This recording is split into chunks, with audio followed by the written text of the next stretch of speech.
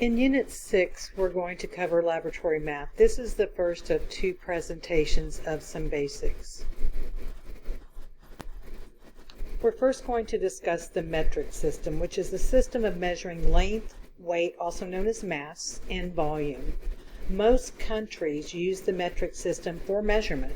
For example, they measure gasoline by liters, body weight in kilograms. So you go to the doctor's office and it's so nice to see it in kilograms because it's a much smaller number than pounds, and distance in meters or kilometers. The U.S. uses the English system of measurement in everyday life. Examples include gasoline is measured in gallons, weight is measured in pounds, and distance in miles. The English system of measurement is not accurate enough. It's imprecise for most scientific measurements. Because metric system is a decimal system, it can be used for very, very small quantities with accuracy.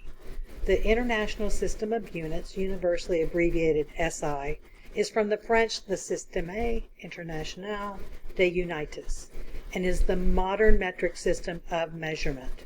SI is a form of the metric system adopted for use by worldwide scientific community. So no matter where you go in the world, this makes research easier because it translates across all nations. The metric system is a decimal system of weights and measures based on the powers of 10, and you will need to know the names and the purpose of the following base units. Distance is measured in meters, abbreviated M.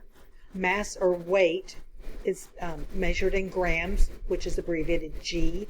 And volume is measured in liters, abbreviated L.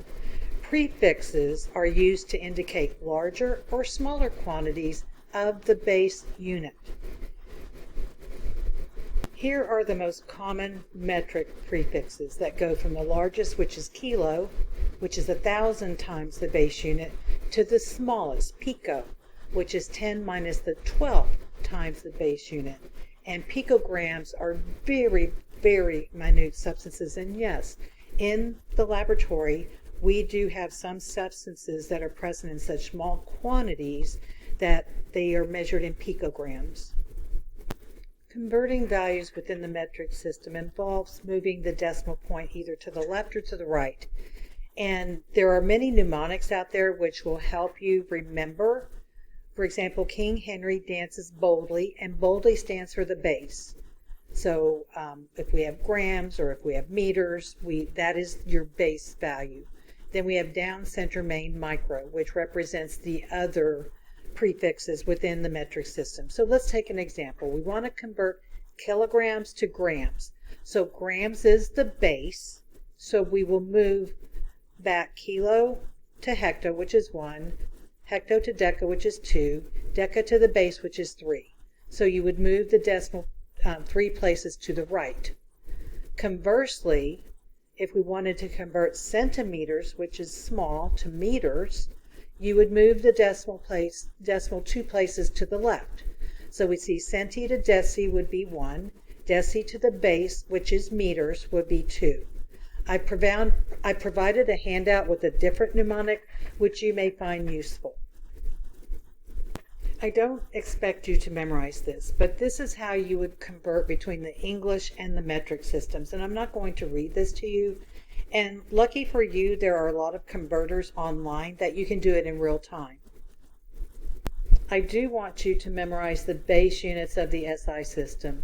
The length is meter, mass is kilogram, time is second, the amount of substance is a mole, electric current is the ampere, temperature is in Kelvin, luminous intensity is the candela, and volume is the liter. Although Kelvin is the SI unit, we most commonly use Celsius in the clinical laboratory.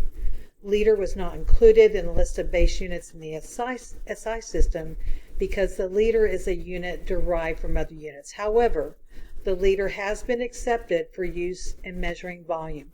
That's one thing that you will find commonly in the grocery stores now is 2-liter sodas. All units in the SI system can be qualified by their standard prefixes on the previous slide that serve to convert the values to more convenient forms depending on the size of the object being measured. Commas are not used as spacers in the metric system when recording large numbers. Instead, you have a group of 3 numbers or digits, and these are separated by a space. So I want to give some examples of non-SI units that are accepted in the clinical laboratory. We use minutes and hours or time, days, liter. The pressure, we use millimeters of mercury, which is what HD stands for. And enzyme activity, we use international units. I'm not going to make you memorize the temperature conversion formulas, but I just want you to know that there are times that we may have to do this type of conversion. For example, this should never happen in the laboratory, but let's say that you have a Fahrenheit thermometer. Well, we report and we record everything in centigrade. So what you would need to do is convert that temperature from Fahrenheit to centigrade to get a reportable result or value. Sometimes it's necessary to round off insignificant digits in order not to imply an accuracy greater than the test can deliver. When the digit next to the last one to be retained is less than 5, the last digit should be left unchanged. So for example, we have 7.863. That is a very precise number or amount. And usually most of our laboratory results are not that accurate. So what we do is we round. So the number to the left is 3. So that insignificant digit is smaller than 5. So we leave the number at 7.86. There are a variety of methods for rounding off. For example, rounding decimals. Will you round to tenths or hundredths? If you have the number 3.1415, if it's rounded to hundredths, it would be 3.14. So we have the 5, which would cause the 1 to round up to 2, but 2 is less than 5, so we leave the 4 alone. Rounding whole numbers. You may wish to round to tens or hundredths. 134.9, if we rounded to tens, is 130 because 4 is less than 5, so the number would not round up. It would be 130. Rounding to significant digits, 1.239, if we wanted to round it to 3 significant digits, which is more accurate for our purposes, then it would be 1.24 because 9 is greater than 5, so the 3 would round up to 4. So, for our purposes, if the number to the right is 4 or less, leave it. If it is 5 or greater, round up. So one more example, we have 2.3.25. It's rounded up to 23.3. If we had 23.34, then it would round to 23.3 because 4 is less than 5. Scientific notation is a way to express very small or very large numbers in a compact way. For a number to be in correct scientific notation, only one digit may be to the left of the decimal. So in your worksheet, you have a problem set that one of them is to convert to scientific notation. If you have more than one digit to the left of the decimal point, your answer will be counted wrong. The significand has exactly one digit to the left of the decimal point, and that digit cannot be 0.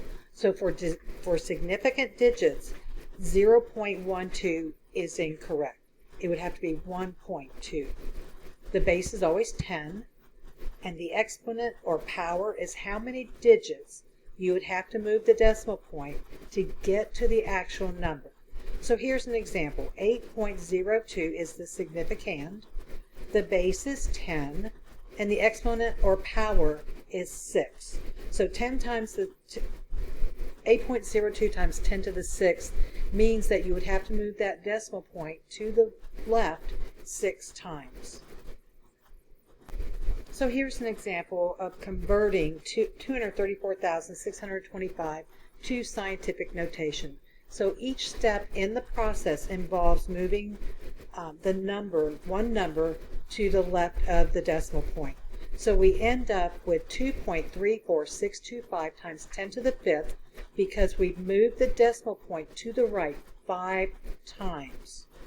and we only want one significant digit to the left, so that is the 2. So if we wanted to report this out as 3 significant digits, it would be 2.35 because we would round up times 10 to the 5th.